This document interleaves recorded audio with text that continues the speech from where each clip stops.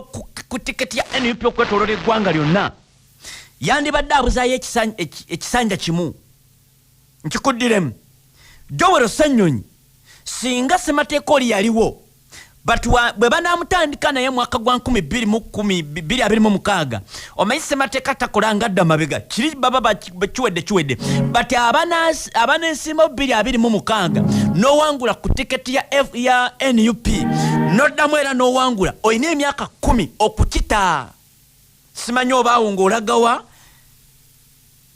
ekirampuuga teyakkaanya nakyo nti tugenda kuluzinga abantu abalina experience omuntu aba yakatandika ekisanja ekyokusatu aba ayokya nnyo kati nga mpuuga ng'ogamba nti mpuuga ave mu palamenti Seggona Ssemuju Nambooze Katuntu senga abo baava dda mu palamenti Muwanga Kivumbi oba palamenti yandibadde etya naye ate yandibaddewo kubanga ne bammawu baaliwo ate ng'eyokya nnyo n'okusinga ey'abano ekibiina kyonna ekyebyobufuzi kiba eba public good entity era olabanga nga waliwo akola ekitali kituufu omwenganga for example baganya okufayiringa gundi returns oba accountability ekyokubiri omuntu gwe balina okuwa accountability kino kiri mu mateeka era singa tokikola so bino bagamba nti ekibiina kino ekya FDC ekya NUP ekya NRM eyinza okubamuko nga yo bagittira ku liiso but wobera political party centers on azofuna you have to account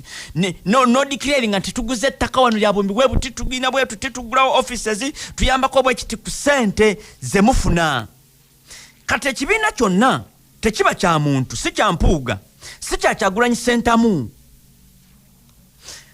bano bakizimbibwako buzimbibwa naye kale nga olaba Dr. Kanokiza Besigye nti nze simuyita founding father wa FDC naye muyita oba founding member muyita the foundation kati n'omusajja gwe bayita Kyagulanyi Ssentamu he is the foundation of gundi buli gw'osanga eyabedi bwanikambwe ekibiina kye twatandika yajja ateereta stage kubanga noonyereza abasajja abagenda mu kibiina kya Kibalama muwulirize bulungi kiri kubanga ekibiina kya NUP kyatandikibwa mu mwaka gwa 2024 kati noonyereza abasajja abagenda ne basooka ne bafuuka bammemba mu kibiina kya Kibalama bammemba mu delegates conference eyali ya Robert Dobastero nga ffenna tetwakitegeera era ne bakuba delegates conference neereeta Kyagulanyi nga president wa kiri ekibiina kiri nga we bakole ennongoosereza tebyali byangwawo gwe noonya abaali mu gundi eyo kitegeeza bye batandika NUP then bano ne bajja ne bajegattako basebo ne bannyabo kubanga gwe zeeyo akatambi agendo zeeyo akatambi n'abalala abasindise message mwebale nnyo mwebalire ddala waliwo abadansa ba ebyafo bya Balaamu ono kati bamuyita doctor siwa kuba ina PhD but he was bamwe kibaita honorary gundi doctorate bamuyita Balaamu Barugahare Ateny commonly known as Sabavuru Balaamu yazaalibwa nga 28 Julayi w'omwaka gwa 1979 kitegeeza Balaamu ayina emyaka nga 44 is a Ugandan successful businessman music and events promoter kyokka kati munnabyabufuzi yayingira ebyobufuzi yabiyingirira mu gundi zaabwe zino Balaamu oyo oyinza okumuluma naye ye CEO wa Balaamu Group of Companies mulimu gundi ndala nyingi nnyo ayina zi radio mu South Sudan radio wawulya radio 4 kitegeeza eriyo radio 1 radio 2 radio biki n'embarara yali mbarara yaggulawo radio ayina investments ez'enjawulo